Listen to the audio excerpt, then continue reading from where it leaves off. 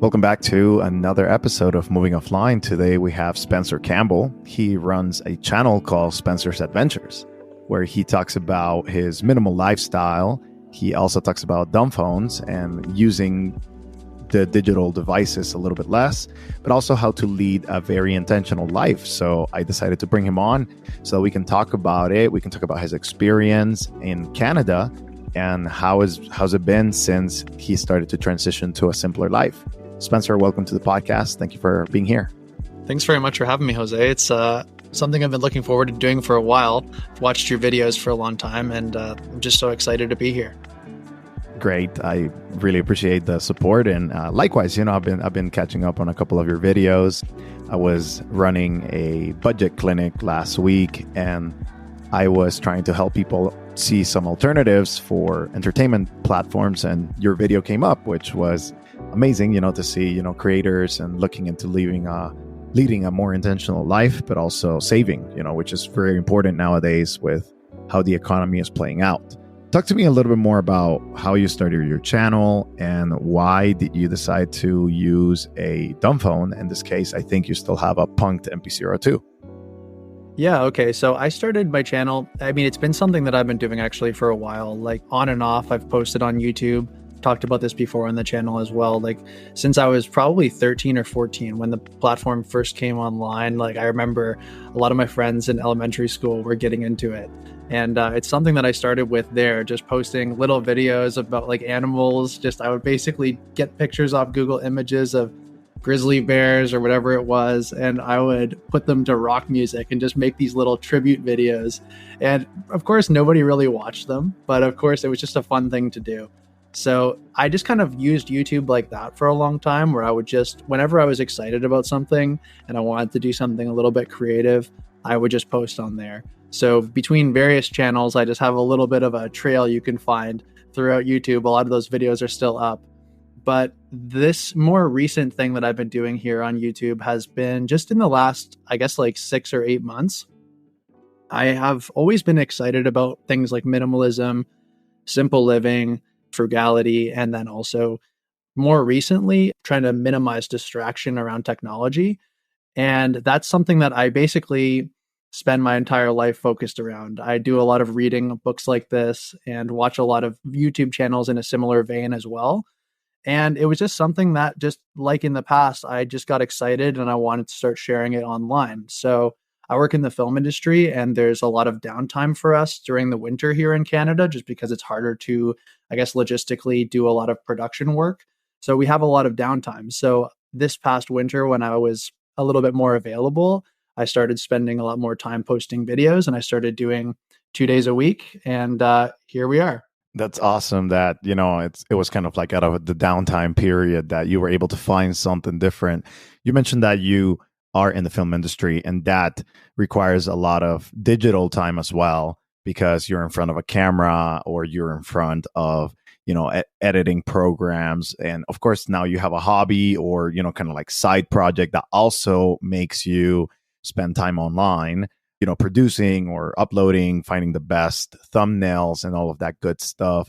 How do you balance that? Or how have you adopted a philosophy in your life that still allows you to do these things, yet it doesn't interfere with your life as a whole? I think a lot of people think that because, you want a more digital minimalist lifestyle, you cannot interact with online sources. But what's the balance that you have been able to acquire during this period? Yeah, it's a good question. I think it's something that I'm still working to find the honestly the perfect balance. It's something that I think it's going to be ongoing for a long time. But yeah, it was, a bit easier before I started putting videos up because, I was just kind of doing my own thing in private when I wasn't at work.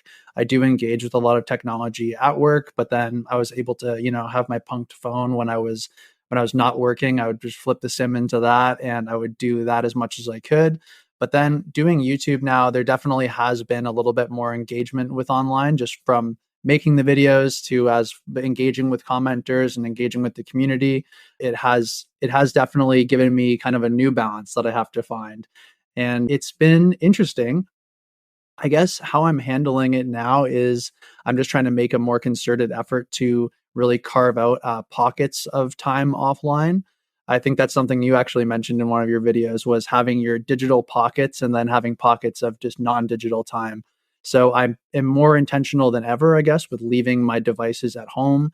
When, say, I walk down the street to go get some groceries or something like that, I just leave everything behind, and I'll just try to have big breaks from using tech as much as possible.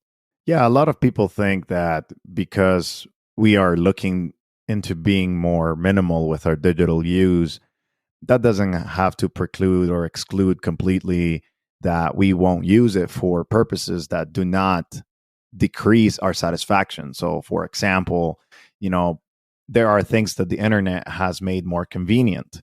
And while, yes, I could call American Airlines to buy a ticket, it is way easier and sometimes even cheaper for me to use the internet. But I don't feel guilty using the internet to access tickets or to get a airplane or concert, or maybe even just send a quick email for work or even have a Zoom meeting. I don't feel that guilt, but I feel like the guilt develops when we use the internet for non-productive purposes and we start sinking a lot of our time into the internet instead of like having a more balanced relationship with activities that are offline and online. So, have you experienced that? Was that maybe a motivator for your journey at some point in time as a digital creator and as somebody who works in the industry for film? You may know about the algorithm and how to produce content and how to do these great things that capture your attention. But were you found on the other side as well, caught into that black hole? For sure. Yes, absolutely.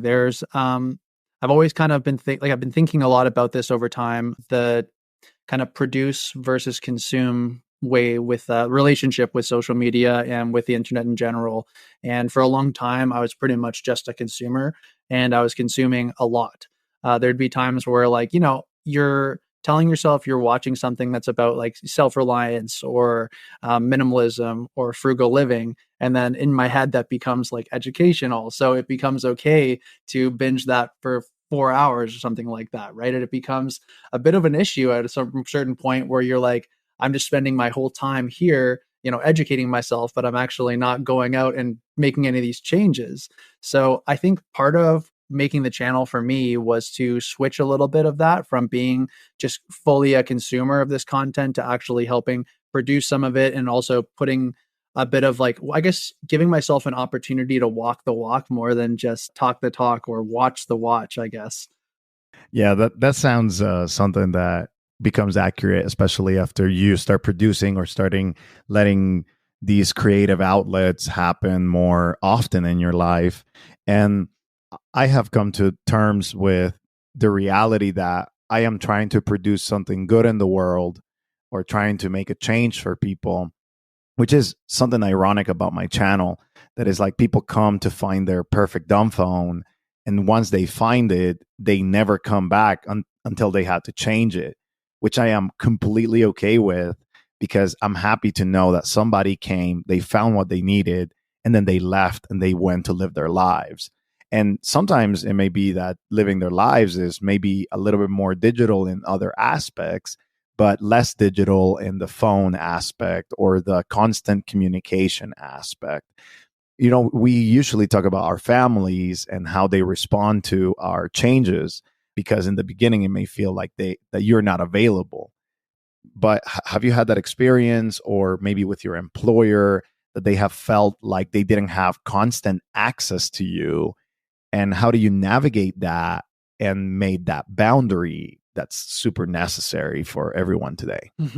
Yeah, that's something that I'm still working on as well. Like, that's something that I guess I've been kind of inching my way toward, just kind of getting people slightly more and more used to me being less and less available. It started with, I guess for me, I put my phone on do not disturb, like, permanently when I'm using my smartphone. I just, like, was getting so sick of getting notifications, whether it was just old emails coming through, like if I had signed up for something on my legacy email that I use, and I was getting these random notifications. So I turned all notifications off at once, and then still just texts and calls. I always, like, I do this myself, but I get a lot of text where it's like so many single text messages, like part of a sentence, like 5 messages in a row, and then it's buzzing my phone off the hook. And it's so distracting that I decided to just turn all of my like text and call notifications off. And I told my employers, if you need to call me, you just have to call through twice. I like haven't set any sort of specific setting for them that their number rings through either. It's just if you need to get a hold of me, give me 2 calls because I'm trying to put a bit of a boundary. And I guess at this point, I've got a bit of a reputation for being somebody who is trying, I don't know, not a contrarian, but somebody who's trying to do things a little bit differently and I guess go against the grain. And at first, that was kind of an eye roll from people in my life. But as I've been just doing it more and more, they've realized that I think this is just a thing that I'm going to be doing. And if they want to be in touch with me, then they will continue to kind of follow along with what I'm doing in that respect. And oftentimes that's not really been an issue. Like it, as I said, there was a bit of a moment, I guess, of friction right at the beginning where they were kind of like, what, you mean I can't call you at 9 p.m. and talk to you about work? And I was like, oh no, my phone's not even like on my person at that point. It's in a drawer somewhere. So definitely don't try. And after a while, everybody kind of got used to it. And I found that there's honestly just been benefits from it because I haven't lost any work or lost any touch with anybody. And when I actually do connect with people, it's often a deeper connection, or when it's a work related thing, we're able to get a lot more done via one phone call that's been planned out rather than having multiple texts or emails back and forth where I'm having to be constantly on. So, yeah, I found nothing but benefits from doing that, even though there was a little bit of friction initially. You just got to get people used to it. I absolutely agree that it is quite important to think in terms of making your schedule the priority and making your attention the priority. A lot of us don't think in those terms and think because I'm getting paid or because I am, maybe providing a service, I need to be available all the time, especially in this era of digital devices. But it used to not be like that. And we used to respect more of our time and attention in the past, which allowed us to even be more productive and allowed us to have a overall higher life satisfaction. It's funny that you mentioned that at the beginning there was some friction and that they looked at you as like maybe somebody that it's going against the norm, not adopting this culture. And I had a similar experience, but I can tell you that over time, people start respecting it, respecting the boundary. And not only that, they start noticing the change. I know that there has been a change in me as a person that has allowed me to maybe become a little bit more present, of course, but also calm. I used to be a little bit more jittery or maybe a little bit more anxious in certain respects. And now people see like, oh, you listen better. And of course, I'm still working on a lot of these things, but I'm a better listener. I'm a better, dialogue person when I'm having a conversation. And also I am a more professional person now because I'm like, hey, like, look, these are the boundaries and I'm communicating them up front instead of kind of like being unsaid or kind of like, oh, maybe I'll get back to you or not, or, without the kind of like nebulous concept. I've learned that it's better to just be upfront and say, hey, I don't have access to that. You're going to have to find a way to give me access to it that is not through smartphone or app or, something like that. Let's work together to make it happen, which has also made me more of a collaborator, right? Like, I want to collaborate with people. Before I used to just give me the task and I will get it done. And now it's like, give me the task, but how can we work together? So that has been quite a change for me.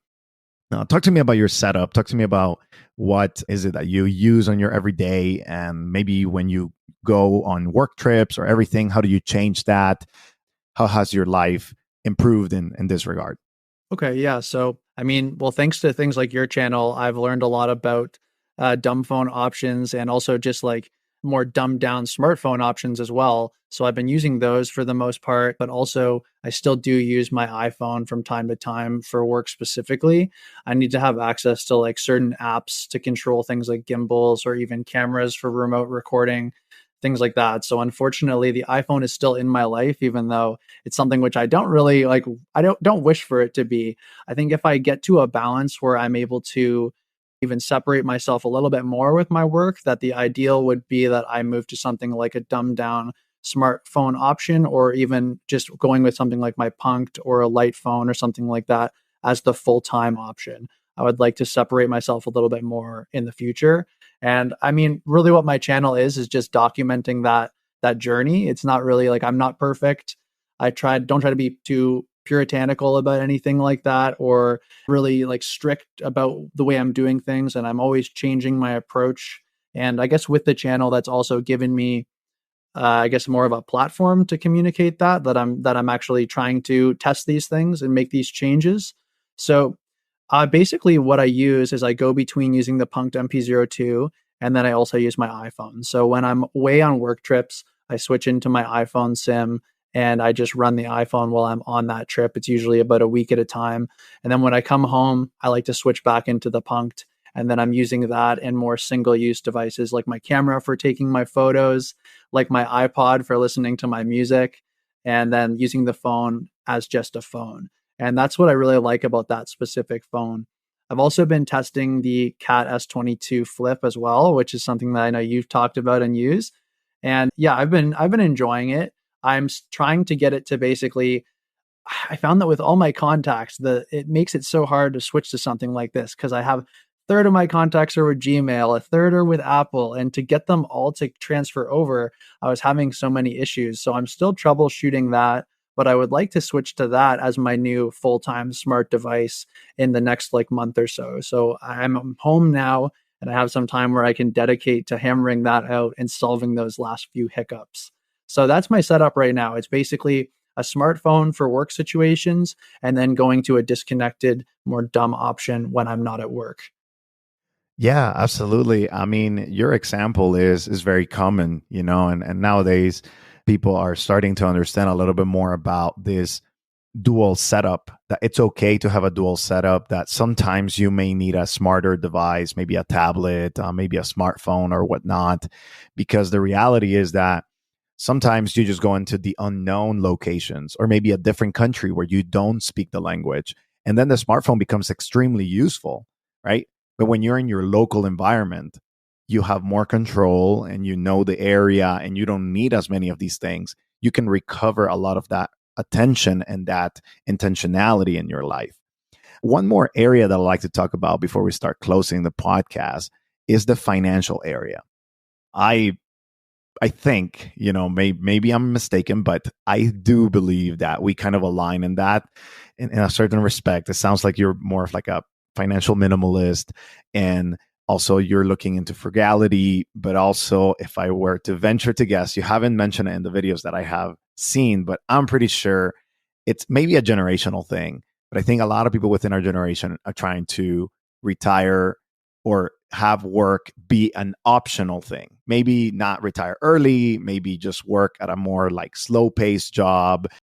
So first, am I mistaken? And second, how are you navigating that conversation where you have a job right now, but are you planning to keep that job for the long term, or are you looking into maybe reducing your toll, your everyday responsibility so you can enjoy more of life?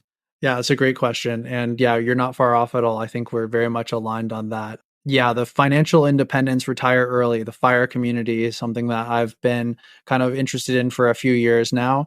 And recently I read a book called Early Retirement Extreme. And that is from one of the founders, yeah, of the FIRE movement, Jacob Lund Fisker. And that book, honestly, it rocked my boat and it made me think to be even more frugal than before.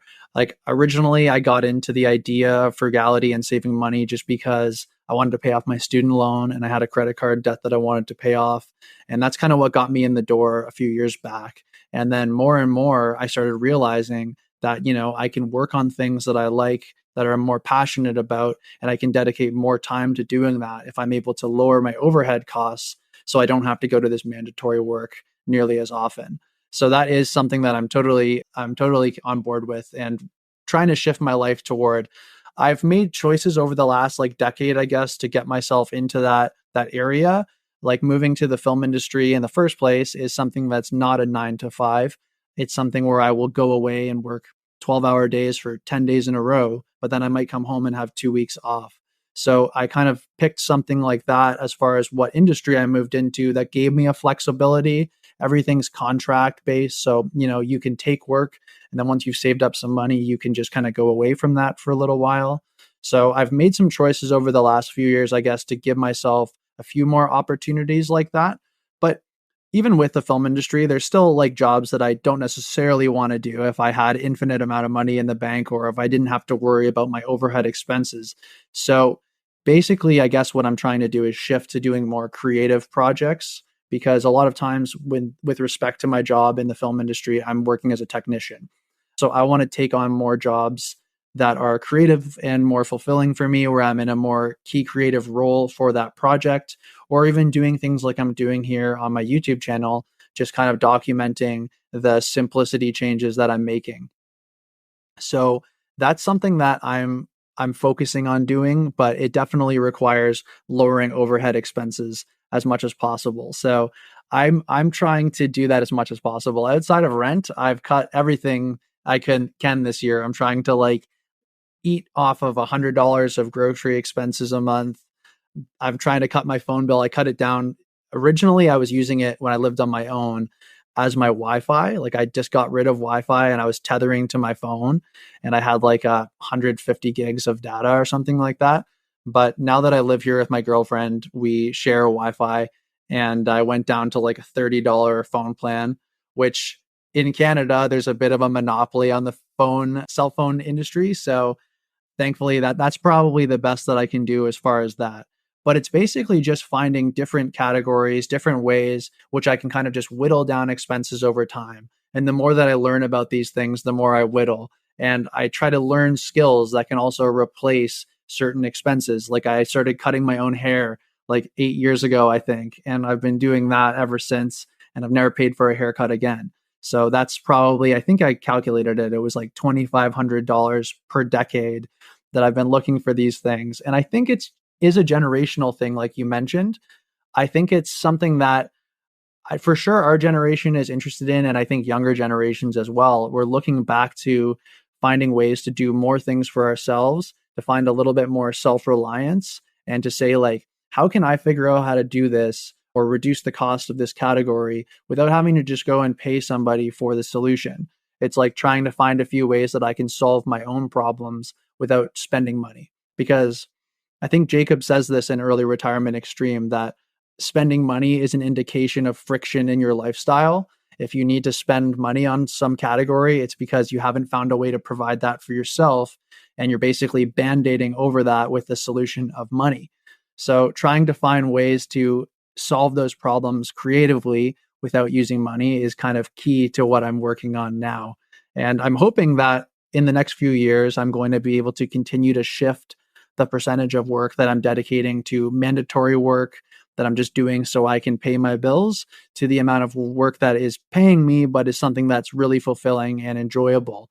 And I don't want to say that the perfect job is out there for everybody and they have to just go and look for the perfect job, because I think that's a little bit of a mistake to look for. You might not always find it. But the best way to do that, I think, to get a way that you're happy with your life and you're not giving it all to your work, is to just lower your expenses as much as possible to enjoy your life, that you can still thrive and enjoy your life, and then just work as little as you need to in the meantime. And that is really what I'm working on doing here. Yeah, absolutely. I wholeheartedly agree with pretty much everything you said, because the reality is that when you start designing your life in a way that is fulfilling to you, but it costs you less year after year, or even just the same, you can accrue the difference between, that number, whatever that number is, and your salary or your hourly or your contract. And then you can save the difference and provide for a more sustainable future. And that's something that I personally think about all the time, especially because, you have a lot of different ideas, and sometimes you have a lot of different components in your life, and you have to be very intentional at creating a satisfactory life, which is hard, and it takes time and it takes effort to think and promote that lifestyle. Maybe if you don't like your job and you want to switch it, but your job is pretty decently paying, and maybe switching, you're like, oh, I'm going to earn less. maybe then start earning or living on less so that when you take that hit, it's just like a 1 year thing. And then you're like very used to the system already. So I definitely resonate with a lot of those principles. And I talk about them a lot with my friends because I want to personally, eventually, probably maybe in like 10, 15 years, that's my horizon. I would like to have work be an optional thing, essentially, right? Like, I'll be able to pay for most of my main expenses throughout the month without having to work as much. So that's kind of my goal and my thinking in regard to this matter. Spencer, thank you very much for coming into the podcast. I always like to leave my guests with the final word. So if you have anything that you'd like to say to the audience, how they can find you and how they, can understand more of what you're doing, this is your time. Okay, well, thanks. I really appreciate you having me out again. I guess what I would say is if you want to find me, it's Spencer's Adventures on YouTube. That's the one-stop shop, I think, right now for finding what I'm doing. What I would leave the audience with, I guess, is to don't be afraid to challenge yourself and your beliefs. That's something that I am trying to do more and more often. It's easy to think that you have all the answers and you're trying something different from everybody else, so therefore you have it figured out. I've definitely fallen into that belief system before, and I think it's important to continue to keep learning and to, read things that challenge your beliefs and just keep pushing yourself, because you're going to push yourself into new areas and you're going to end up really going deeper in finding what is meaningful to you. So I guess, for example, with me, I was trying to find, at one point I was thinking like, oh, I'm just going to go full Amish, right? Like I'm going to get rid of all my phone. I'm going to get rid of the internet. I'm going to light with a candle or a lamp. Like I was just completely going the opposite direction of all technology because I wasn't liking certain aspects of how technology was making me feel. But recently, what I've been moving toward after pushing myself and having certain people from the community also pushing back on things that I've been saying is that I've been thinking about moving to more open source software and actually learning the technology, mastering it, and finding ways to make it work for you rather than you work for these companies that you're paying for. So I think that's just a huge thing, is just to force yourself to really consider your views and reflect on the things that you believe, and don't just think that you're done, because we're never done until we're done living. So I think it's important to just keep challenging yourself and keep learning every day. That was Spencer from Spencer's Adventures. If you want to find his content, you can look it up on YouTube or you can click the links in the description below. Thank you for watching today's episode. I hope that it was of value to you and that you learn how someone else is navigating this crazy digital world. I hope it helps you in your quest to move offline and that you enjoyed this time. Thank you for listening to the podcast, and we'll see you in the next episode.